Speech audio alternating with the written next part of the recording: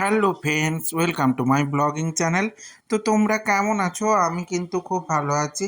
তো আগের দিনের ব্লগে কিন্তু আমি বলিনি যে আমি কোথায় যাচ্ছিলাম। তো অনেকেই তোমরা দেখে বুঝতেই পেরেছিলে যে আমি চলে গেছি কিন্তু কলকাতার কুমারটুলিতে। তো কুমারটুলি মানেই হচ্ছে কিন্তু ঠাকুরপাড়া, তো ঠাকুর তৈরির জায়গা। তো সবাই তোমরা জানো তো কত সুন্দরভাবে ঠাকুর তৈরি হচ্ছে। কিন্তু আমি দেখতে গেছিলাম মেনলি গনু বাবার সাজ, মানে গনু বাবা রেডি হচ্ছে। তো সামনেই গণেশ চতুর্থী, তোমরা সবাই জানো। তা তার জন্য আমাদের গনু বাবা কিন্তু রেডি হওয়া শুরু হয়ে গেছে এবং খুব সুন্দর করে কিন্তু সাজানো হচ্ছে। তার মধ্যেই আমি বিভিন্ন ধরনের মূর্তির ক্লিপ নেওয়ার চেষ্টা করছিলাম, কারণ এখন যদি কিনা কুমারটুলি যাওয়া হয় তো কুমারটুলিতে কিন্তু এই সময়টা সমস্ত ধরনের ঠাকুর দেখতে পাওয়া যায়।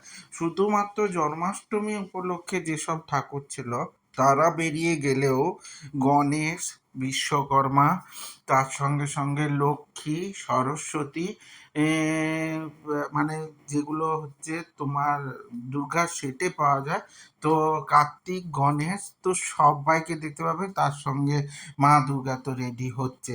তো মেনলি সব ঠাকুর দেখার জন্যই কিন্তু আমি চলে গেছিলাম। আর এই এই যে মূর্তির দোকানটা, এটা তো আমার খুব পছন্দেরই দোকান। দেখো মা দুর্গা এবং বিভিন্ন ধরনের দেবদেবীর মূর্তি মাটির তৈরি করে তাকে পট আকারে তৈরি করা হয়েছে।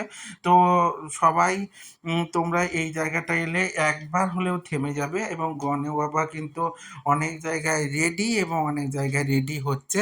তো তা দেখতে তো একদম মন ভরে যাচ্ছিল। আর আমরা সবাই চলে গেছিলাম, আমি, মৌলি, পাপাই এবং আমার এক ভাই। তো সবাই মিলে চলে গিয়ে আমিও তাদের সঙ্গে একটু মার সঙ্গে ফটো তুলে নেওয়ার জন্য এবং ক্লিপ তুলে নেওয়ার জন্য রেডি। তো এই ঠাকুরটা, এটা দেখো ভিন স্টাইলে গণেশ। তো এটা কিন্তু আমার দারুণ লেগেছিলো, এক্সট্রা করে আমি ওই জন্য স্পেশাল করে তুলেছি। তার সঙ্গে সঙ্গে অনেক বড় বড় মূর্তিও গণু বাবার, আমার থেকেও হাইটে বেশি। দেখো কত বড়, এবং মুটুক টুটুক পরিয়ে দিলে এবং চালচিত্র দিয়ে দিলে তো ঠাকুর কত বড় হবে তুমি বুঝতেই পারছো। তো তোমরা আমি বলবো যদি কেউ কখনো আসো, অবশ্যই কিন্তু একবার হলেও তোমরা কুমারটুলি ঘুরে যেও, কারণ কুমারটুলি মানেই হচ্ছে ঠাকুর তৈরির আসর। আর এই মূর্তির দোকানটাও আমার কিন্তু ভেরি ভারী ভারী সুন্দর লেগেছিল, কারণ এখানে ছোট ছোট মূর্তি, মানে স্মল মেকিং আইডল খুব সুন্দর করে তৈরি হচ্ছিল। তো যেটা আমার খুবই ভালো লাগছিল। তার সঙ্গে দেখো এগুলো বড় বড় মূর্তিও বিভিন্ন স্টাইলের মূর্তি, সব রেডি হচ্ছে, রং হচ্ছে, কোথাও কোথাও সাজসজ্জা কমপ্লিট হয়ে গেছে।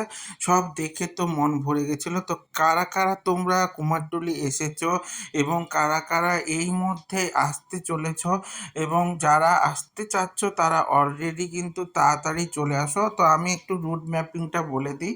তো যারা তোমরা মেট্রো করে আসবে, তো মেট্রো করে এলে কিন্তু শোভাবাজার নেমে যেতে হবে এবং ওখান থেকে হাঁটতে হাঁটতেই কিন্তু তোমরা কুমারটুলি পৌঁছে যেতে পারবে। নাহলে অটো মানে টোটো ধরে নিতে পারো, তো ওটা দিয়েও চলে যেতে পারো। তবে আমি বলবো হাঁটতে হাঁটতে যাওয়াটাই সব থেকে বেটার, কারণ ওখানে হাঁটতে হাঁটতে গেলে তোমরা কিন্তু ভালো দেখতে পারবে। তো এখানে দেখো একটা স্মল দুর্গা তৈরি হচ্ছিল, ওই 3-4 ফুটের মতো হবে, 3-3.5 ফুটের মতো। তো তোমরা কে কে কুমারটুলি এসেছো এবং কার কীরকম অভিজ্ঞতা, সেটা কিন্তু আমার সঙ্গে শেয়ার করতে ভুলে যেও না। অবশ্যই কমেন্টে জানিও কারা কারা এসেছো এবং এই মধ্যে কারা কারা আসতে চলেছ, তারাও কিন্তু আমাকে অবশ্যই জানাতে ভুলে যেও না। দেখো এগুলো ছোট ছোট লক্ষ্মী সরস্বতী সব উল্টো দিকে করা আছে এবং গণেশ, এক পাশে গণেশ উল্টো দিকে করে বসিয়ে রাখা হয়েছে, এবং মা দুর্গা একদম রেডি, এবার রং করার জন্য তৈরি, আর কোথাও কোথাও তৈরি হচ্ছে। তো এইভাবে আমার ভিডিওগুলোর সাথে জুড়ে থাকতে অবশ্যই লাইক, কমেন্ট, শেয়ার করে দিতে হবে। আর ইউটিউব থেকে দেখলে অবশ্যই সাবস্ক্রাইব করে দেবো। আর এই মূর্তিটা তো আমার মন কেড়ে নিয়েছিল, গোপাল স্টাইলে গণেশ, এটা একটা অর্ডারি মূর্তি। তো দারুণ লেগেছিল, খুবই ভালো লেগেছে অবশ্যই। তো তোমাদের পরের ব্লগে আমি শেয়ার করবই। তো সাথে থেকো, সঙ্গে থেকো, জুড়ে থেকো, ভালো থেকো, টাটা।